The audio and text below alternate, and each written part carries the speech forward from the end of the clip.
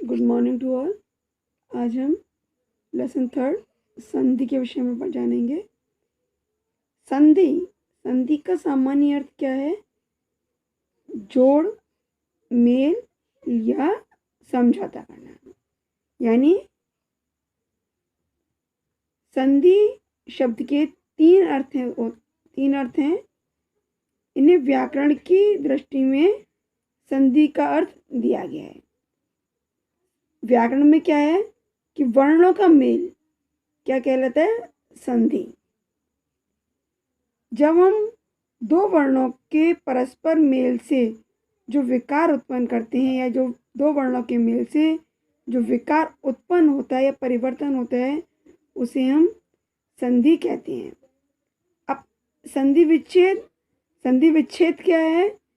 जब उस शब्द युग्म को हम अलग अलग कर देंगे तो वह हमारा संधि विच्छेद कहलाता है। संधि के तीन भेद होते हैं, स्वर संधि, व्यंजन संधि और तीसरा होता है विसर्ग संधि। संधि का पहला भेद स्वर संधि। जब दो स्वरों के मेल से जो परिवर्तन होता है उसे हम स्वर संधि कहते हैं।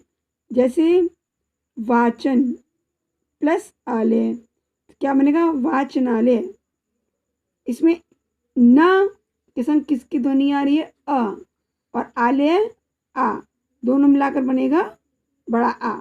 क्या बन जाएगा? वाचनालय। स्वर संधि के भी 5 भेद होते हैं। पहला होता है दीर्घ संधि, फिर गुण संधि, वृद्धि संधि, यण संधि और अयादि संधि। नंबर 1, दीर्घ संधि। दीर्घ संधि जब ह्रस्व या दीर्घ यानी छोटा या बड़ा अ, ई, उ के बाद क्रमशः यानी उसी क्रम में ह्रस्व या दीर्घ आ, ई, उ ये आएंगे तो दोनों के मेल से इनका दीर्घ स्वर आ, ई और उ हो जाएगा। इस प्रकार स्वरों को हम दीर्घ संधि कहते हैं। फॉर एग्जाम्पल, जैसे हमने बोला सत्यार्थ, सत्य प्लस अर्थ। जब सत्य अ और अर्थ ये दोनों में अ प्लस आ तो हमारा क्या बनेगा? आ की बड़े आ की ध्वनि निकलेगी। कैसे बनेगा? सत्यार्थ।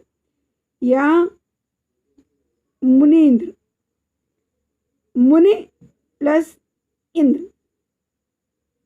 मुनि और इंद्र में दोनों में ही छोटी ई आ रही है और जब हम लिखेंगे तो कैसे लिखा जाएगा इसका?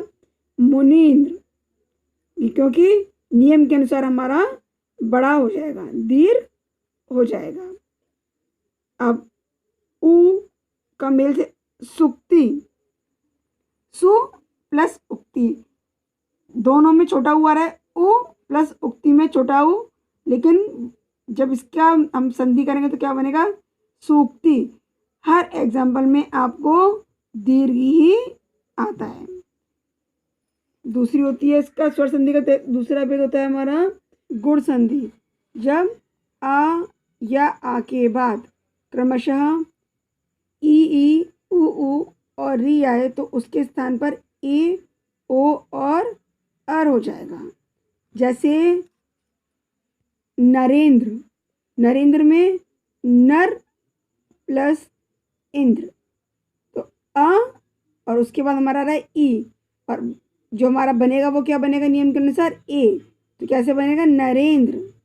या नरेश, नर प्लस ई, ईश, और दोनों में आ और किसका मेल हो रहा है? ई का, लेकिन नियम के अनुसार हमारा क्या बनना है इसमें? ए, नरेश। ऐसे ही पुरुषोत्तम, पुरुष प्लस उत्तम, अ प्लस उ, तो हमारा क्या बनेगा इसमें? नियम हमारा क्या कहला है? इसका हमारा बनेगा छोटा ओ, तो पुरुषोत्तम। इसी प्रकार महर्षि, महा प्लस ऋषि, नियम हमारा क्या बता रहा है कि आ के बाद अगर री आएगा तो अर हो जाएगा, तो क्या बनेगा? महर्षि या राजा प्लस ऋषि, तो क्या बनेगा राज ऋषि। थर्ड वृद्धि संधि। वृद्धि संधि जब आ के बाद ए और ओ आए तो दोनों के स्थान पर ए और ओ हो जाएगा, यानी वृद्धि हो जाएगी। जैसे एक प्लस एक, आ के बाद हमारा क्या आ रहा है ए, और मात्रा हमारी लगी बड़ी की, यानी कि मात्रा ने वृद्धि कर ली। ऐसे ही सदैव, सदा प्लस एफ, यानी मात्रा हमारी वृद्धि कर रही है, बड़ी ए की मात्रा आएगी। ओ में आप देखिए जैसे जलौध, जल प्लस ओध, और जब हम उसका संधि करेंगे तो मात्रा हमारी बड़े होगी, जलौध। या महा प्लस औषध, क्या बनेगा महौषध। इसका फोर्थ टाइप स्वर संधि का होता है यण संधि। इसमें ई उ और ई के बाद कोई भी भिन्न स्वर यानी अलग, इन पांचों के अलावा कोई भी भिन्न स्वर आएगा तो इनके स्थान पर क्रमशः य, व और अर हो जाएगा, यानी दोनों ई के स्थान पर य, उ के स्थान पर व और ई के स्थान पर अर हो जाता है। जैसे यद्यपि, यदि प्लस अपि, ई के बाद हमारा भिन्न स्वर क्या आया अ, और नियम के अनुसार हमारा क्या हो जाएगा य, तो कैसे बनेगा यद्यपि। अत्यधिक, अति प्लस अधिक, ई प्लस आ, तुम्हारा बनेगा क्या अत्यधिक। इसी प्रकार स्वास्ति, सु प्लस अस्ति, उ के बाद हमारा आ रहा है, और नियम हमारा क्या है, यदि उ के बाद आएगा तो वा बनेगा, तो क्या बनना है स्वास्ति। या स्वागत, सु प्लस आगत, उ के बाद आ, अब जो है भिन्न स्वर आएगा तो उसका बदले हमारा क्या बनेगा वा, स्वागत। और इसी प्रकार हम देख सकते हैं पितृ उपदेश, री के बाद भिन्न स्वर आया और बनेगा क्या हमारा अर्प, तो पितृ उपदेश। या मात्र इच्छा, री प्लस ई, तो बनेगा क्या री, मात्र इच्छा। पांचवा प्रकार इसका होता है हमारा अयादि संधि। अयादि संधि में जब ए दोनों ओ के बाद कोई भी अन्य स्वर आएगा तो उसके स्थान पर ए, आय और अव और आव हो जाएगा। जैसे ने प्लस अन, क्या बनेगा नयन। और गे प्लस अक, गायक, यानी बड़ी ए के बाद आ भिन्न स्वर आ रहा है और इसका क्या बनना है नियम हमारा है जैसे आय, गायक। या नायिका, ने प्लस इका, गायिका, गे प्लस इका।